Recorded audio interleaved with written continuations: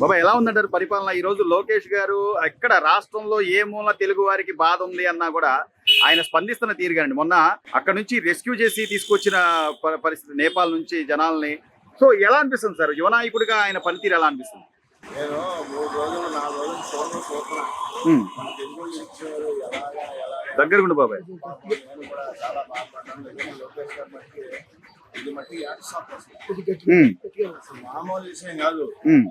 అక్కడ ఉండి 3 రోజులు పాపం ఆయనతో పాటు ఉండి వాళ్ళు మొత్తం మీద వాళ్ళు ఇళ్ళకి తీసుకొచ్చారంటే నిజంగా యాక్సాప్ అన్నం పెట్టారు. కానీ ఎంత చేసినా కూడా ప్రాణాలతో బయటపడ్డాం.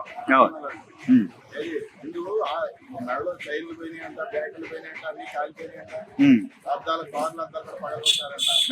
మనం చూడలేదని వచ్చిన చెప్తున్నారు. అందులో మా బంధువులు కూడా ఉన్నారు. అయితే వాళ్ళంతా ప్రాణాలతో బయటపడ్డామయ్యా లోకేష్ అనమాట.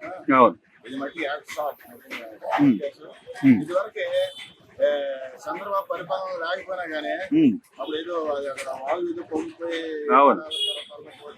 అప్పుడు కూడా మన తెలుగు వాళ్ళు మొత్తం వెళ్ళిపోయి వచ్చాడు సొంత డబ్బులు ఖర్చు పెట్టి.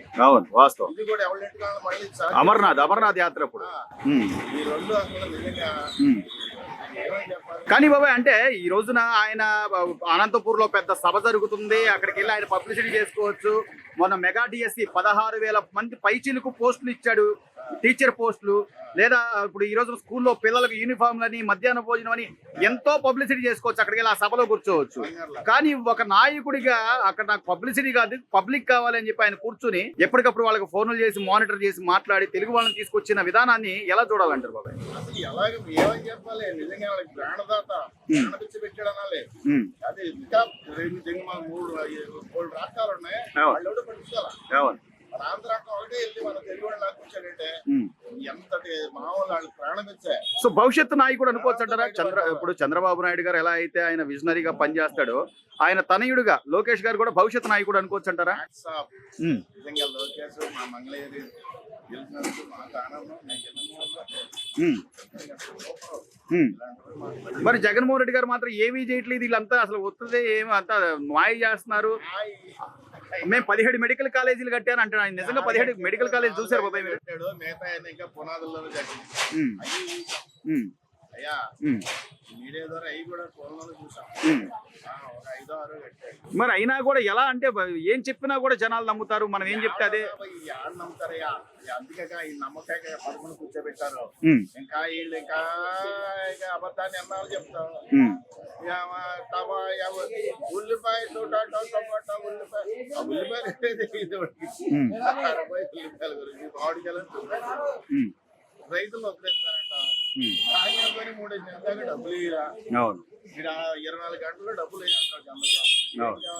సో ఒకవైపు సూపర్ 6 వాళ్ళు ఏదైతే చెప్పారో హామీలు నెరవేర్చుకుంటారో, ఇంకోవైపు ప్రజల్ని అందుకున్న గడికి ఇది ఆటోకి చెప్తానని. అవును, ఆటో కూడా 15,000. అవును, దసరా నుంచి. ఏం కావాలి?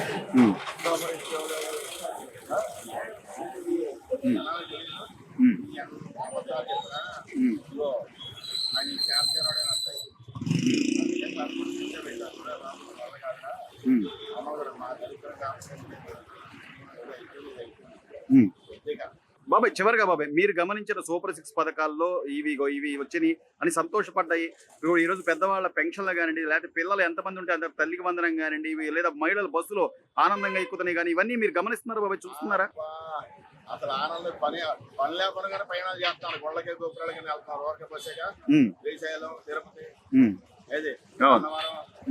ఆడవాళ్ళు వెళ్తున్నారు. సో అట్లా అంటే అట్లా వెళ్ళేవాళ్ళు, దేవాలయాలకు వెళ్ళేవాళ్ళు ఒకళ్ళు అయితే, హాస్పిటల్స్ వేరే ఊర్ల నుంచి హాస్పిటల్స్ కి వచ్చేవాళ్ళు, లేదా వ్యాపారాలకు వచ్చేవాళ్ళు, ఉద్యోగాలు చేసేవాళ్ళు, డైలీ పనికి వెళ్ళేవాళ్ళు, టీచర్లు కావచ్చు, లేదా పని మందులు ఎవరున్నా కానీ ఆడపిల్లలు చదువుకునే పిల్లలు కావచ్చు, ఆనందంగా ఉంది. డాడీ డబ్బులు అంటా లేదు, హాయిగా వెళ్ళిపోతున్నారు. ఇంకేం కావాలా నీకు? ఫ్రీ బస్సు, గ్యాస్ బండ, ఇంట్లో ఎంత మంది ఉంటే అంతమందికి ఇచ్చాడు. సో మొత్తం మీద చెప్పినట్టుగా చేస్తున్నారట కూటమి ప్రభుత్వం. బాబు ఏదో ఏదో అనాలని అంటాం తప్ప రైట్ ఎవడో నమ్మలేదు. రైట్ అయిపోయింది. రైట్. ఆయన ఒక విజన్, లోకేష్ గారు అనే అతను ఒక విజన్ మనిషి.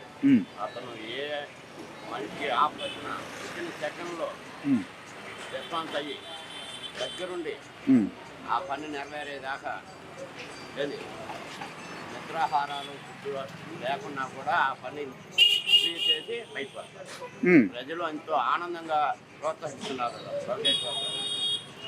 30 సంవత్సరాలు మళ్ళీ లోకేష్ బాబే గెలవాలి మంగళగిరిలో. చంద్రబాబు 30 సంవత్సరాలు సీఎం చంద్రబాబే ఉండాలని జనం ఎంతో ఆసక్తితో ఎదురు. సో ఆ బాధ్యతను ఎలా చూడాలి సార్? అంటే ఇప్పుడు సీఎం గారు చెప్పారు, ఓ పక్క అనంతపూర్లో భారీ బహిరంగ సభ జరుగుతుంది, ఈయన ప్రమోట్ చేసుకోవచ్చు. మొన్న మెగా డిఎస్సి సింగిల్ హ్యాండెడ్గా ఆయన చాలా సక్సెస్ఫుల్గా మెగా డిఎస్సి నిర్వహించారు, పోస్టులు ఇచ్చారు. ఎన్నో ఆయన గొప్పలు చెప్పుకోవాలనుకుంటే అది ఒక సభ చక్కని వేదిక. కానీ దాన్ని కూడా వదిలేసి సీఎం గారు చెప్పారు మనం ఆ జనాల్ని రెస్క్యూ చేయాలి అంటే ఆ బాధ్యతని ఎలా చూడాలంటారు? అక్కడ నేపాల్లో ఇరుక్కుపోయిన అన్ని జనాన్ని ఎంతో కృషితో దగ్గరుండి వాళ్ళని ప్రత్యేక విమానాలను ఆశ్రయించి వాళ్ళని సురక్షితంగా మళ్ళీ మన తెలుగు రాష్ట్రానికి అని తీసుకురావడం ఎంతో గొప్ప విషయం అని. సో గతంలో ఎవరినైనా చూసారు సార్ ఇట్లా అంటే ఈ కమిట్మెంట్? కొన్ని చూడలేదు ఇలా లోకేష్ బాబు. సో ఆ భవిష్యత్తు నాయకుడు అనుకోవచ్చు అంటారా? అంటే ఈ రోజున రాబోయే తరాలకు కూడా ఇతనే నాయకుడు కావాలని మేము. సో ఎలా ఉందంటారు పరిపాలన? ఎలా ఉంది ఏంటి సూపర్ సిక్స్ పరిపాలన విషయంలో ఎక్కడా తగ్గేది లేదు. ఎక్కడికెక్కడ అభివృద్ధి కానీ మంగళగిరిలో రాజధాని బంధు కానీ సంక్షేమ పథకాలు కానీ అన్నీ ఇక ఆయన అనుకునే అన్ని నెరవేర్చే దృష్టిలో ఆయన దృష్టిలో. మరి జగన్మోహన్ రెడ్డి గారు మాత్రం అసలు ఏమీ జరగట్లేదు అంతా ఊహాగానాలండి. అలా ఇంతకుముందు రాజధానులు ఇక్కడేనని చెప్పి 3 రాజధానులు అని చెప్పి 3 ముక్కలు ఆట ఆడిచ్చి 165 సీట్లు ఉన్నాయి, 11 సీట్లు జనం చెప్పేశారు. అది చెప్పారు కదా. సో ఇప్పుడు 17 కాలేజీలు కట్టామంటున్నారు. అసలు నిజంగా కాలేజీలు ఎక్కడైనా చూసారు సార్? కదా ఏంది ఊహాగానాలతో తీసుకెళ్తే ఏదో డమ్మీ కాలేజీని తీసుకెళ్ళి ఇది నేను కట్టానని అంటే సరిపోయిందా? రమ్మానండి, నిజంగా రమ్మానండి. మా నాయకులు వస్తారు, కార్యకర్తలు వస్తారు, అభిమానులు వస్తారు, చూసి మానండి. అవన్నీ వేస్ట్ మాటలు వేస్ట్ డబ్బు. సో పరిపాలన అయితే బాగానే ఉందంట. సూపర్గా ఉన్నాయి. ప్రతి ఒక్కళ్ళు నేపాల్లో ఎదుర్కొన్న ప్రతి ఒక్కరిని ఇంటి ముందు ఉంచారు. అది నిజం. ఆయనకి వెళ్ళే అవకాశం ఉన్నా కానీ పెద్ద బహిరంగ సభ అది మామూలు విషయం కాదు.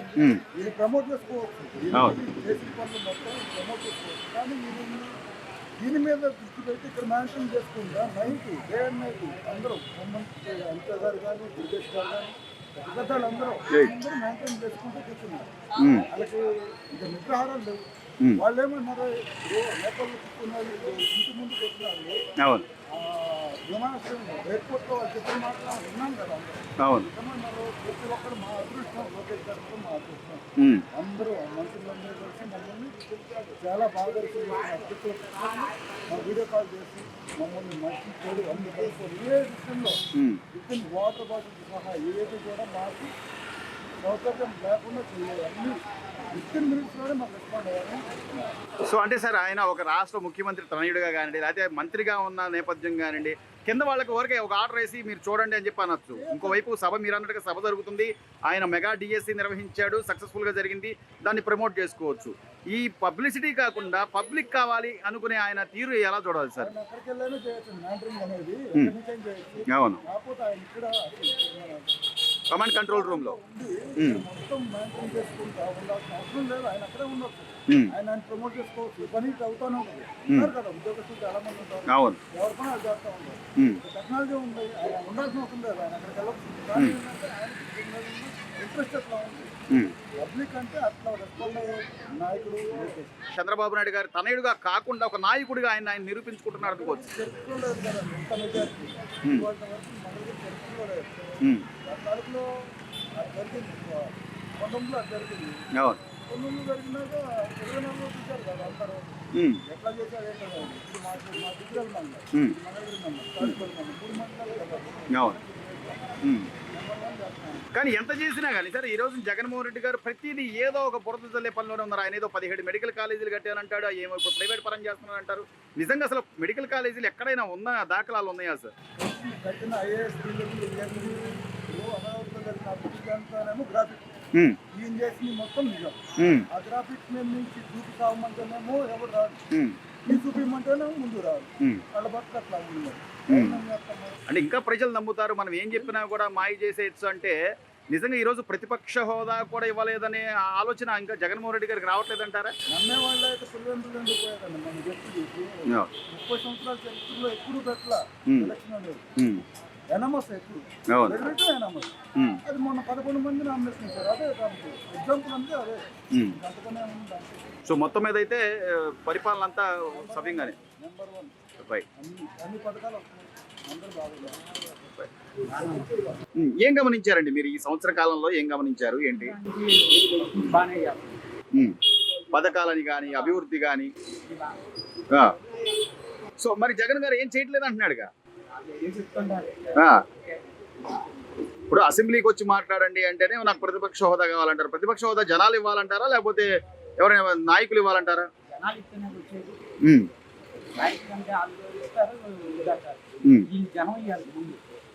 సో మీరు గమనించిన సూపర్ 6 పథకాలు ఏమేమి అమలు అవుతున్నాయి ఏంటి అసలు? పెన్షన్ టైంకి ఇస్తున్నారా లేకపోతే ఏమైనా తగ్గిస్తున్నారా లేకపోతే టైం లేట్ అవుతుందా? పెన్షన్లు అవన్నీ, గ్యాస్ బండ్లు కానీ, ఈరోజు ఉచిత బస్సు, మహిళలకు బస్సు కానీ.